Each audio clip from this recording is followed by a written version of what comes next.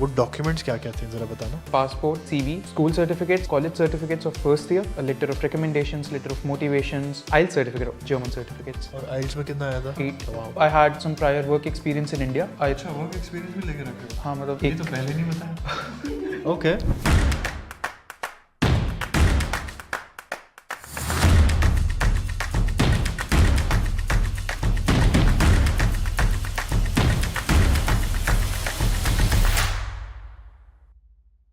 Alright guys, सो यार अगर आप बैचलर्स पढ़ना चाहते हो जर्मनी में, स्पेशली बिजनेस में, आई थिंक मैंने बहुत सारे इंजीनियरिंग स्टूडेंट्स को ले आया हूँ मैं पास्ट में, बट अगर आप फर्स्ट ईयर इंडिया में करके आना चाहते हो, बहुत सारा पैसा सेव करना चाहते हो और वो वाला रास्ता लेना चाहते हो, तो ये वीडियो आप प्लीज आखिरी तक देखो। आई am here with a student. आपका नाम क्या है? Dipanshu Bansal, दिपांशु, क्या बैचलर्स कर रहे हो यहाँ पर? doing bachelor's in business economics. तो आपको मैं थोड़ा डिटेल्स पूछने से पहले आप अपने बारे में एक 30 सेकंड का इंट्रोडक्शन दे दो कि आपको 10th में कितना आया था, 12th में कितना आया था, टेस्ट टेस्ट दिया था, कैसे पढ़ाई किया, तो वो सब बताओ थोड़ा। Yes, 10th में मेरे 76% थे एंड 12th में मेरे 90% थे। उसके बाद फिर मैंने फर्स्ट ईयर इंडिया से किया इन BBA। साथ के साथ मैंने टेस्ट टेस्ट की भी प्रिपरेशन की and in test test I score 100 and उसके बाद फिर APS के लिए अप्लाई किया एंड आई एम हियर। और स्टूडेंट कोलीग क्यों नहीं आना चाहता था? बिकॉज स्टूडेंट कोलीग के दो रीजंस थे कि एक तो यहाँ पे स्टूडेंट कोलीग में फर्स्ट ऑफ ऑल कंपटीशन बहुत है कि आप आओ एंड उस वो कॉस्टली है क्योंकि आपको डिफरेंट स्टेट्स में ट्रैवल करना पड़ेगा। ये हो सकता है कि आप एग्जाम्स मिस कर सकते हो क्योंकि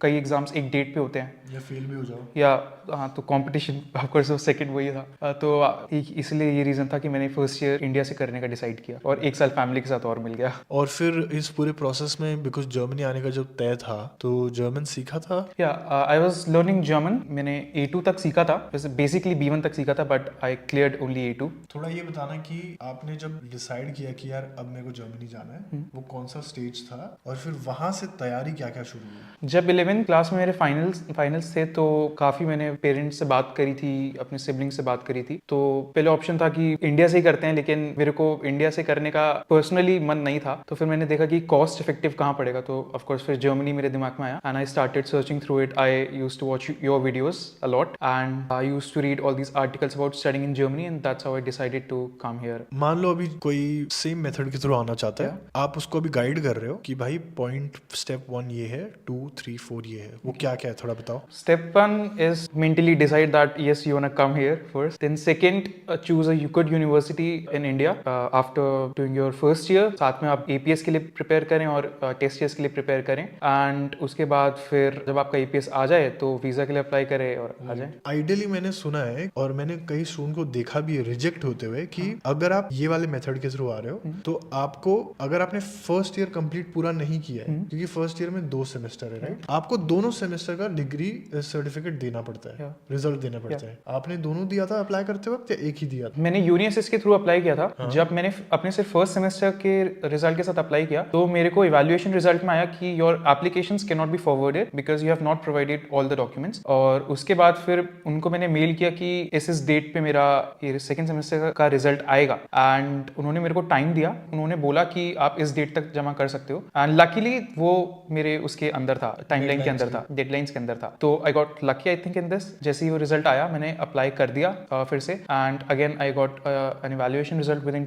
2 weeks that my applications have been forwarded in all these universities in which I applied to. कितने में अप्लाई किया था? Totally I guess I applied in 14 universities. 14? Wow. और फिर कितने में से आ गया था? I think I received admissions in 10 universities. And these were all bachelors in business? या आपका जो 12th का ग्रेड था और फर्स्ट ईयर का बैचलर्स का जो BBA किया था राइट, Yeah. उन दोनों का एवरेज कितना बन रहा था? अकॉर्डिंग टू जर्मन ग्रेड मेरा एवरेज था 1.5। Wow, that's a very high score. और फिर जो फर्स्ट ईयर बैचलर्स में कर रहे थे, by the end of first year how much did you score? 8.7 8.9। Wow, okay okay okay. Can you help my audience to understand कि आपने test AS के लिए कैसे रेडी करा? बिकॉज आई थिंक APS निकालने के लिए जरूरत पड़ती है वो, है ना? ओके, सो टेस्ट के लिए बेसिकली फर्स्ट मैं साइट पे गया, मैंने उसके सैंपल पेपर्स देखे and I started searching on YouTube to how to prepare on test and then again I came across your video. You have like on nickshala.com you can find all the material you need to prepare for test days. Also, I joined some Telegram groups in which I found some book PDFs related to practicing with test days. So I did that. I used to practice by myself whenever I was free in college. I used to have free lectures, so I used to prepare in that. Yeah, it's good. और फिर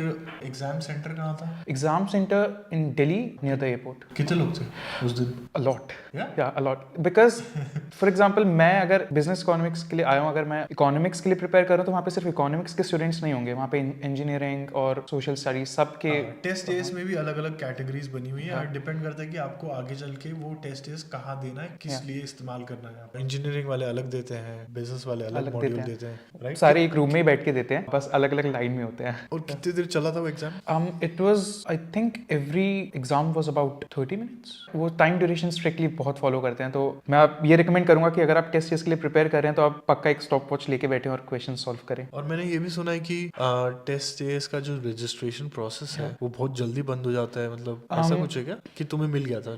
I gave my test test on February 22nd, 2023 and उसके लिए मैंने I think 2-3 महीने पहले apply किया था। तो ये पूरी कहानी हो गई, आपने कहाँ अप्लाई किया, कैसे अप्लाई किया, ऑल दैट। एक बेसिक अंडरस्टैंडिंग दे दो। आपने कहा कि मैंने 14 यूनिवर्सिटीज में एप्लीकेशन करी, वो डॉक्यूमेंट्स क्या क्या थे जरा बताना। Okay, first of all, your passport, your CV, school certificates, college certificates of first year, a letter of recommendations, letter of motivations, IELTS certificate, German certificates. और आइल्स में कितना आया था? IELTS में मेरा 8 आया था। वाओ। और कहीं पर भी पूरे प्रोसेस में किसी ने जर्मन नहीं मांगी, बिकॉज आप प्राइमरीली इंग्लिश में ही अप्लाई कर Yeah, रहे थे। but I think मेरे CV पे जो German A2 लिखा था, that helped me a lot, and also I had some prior work experience in India, so I अच्छा, वर्क एक्सपीरियंस भी लेके रखे हो? हाँ मतलब ये एक तो पहले नहीं बताया। ओके, कहाँ क्या किया है work experience? I was in a firm. I was acting as a assistant manager. My job was to just like interact with my clients and help them on the daily needs and कितने basis. साल काम किया इसमें? 1 साल अच्छा, ये कब किया? during my school time. वाह यार, खिलाड़ी हो तुम यार। Okay okay.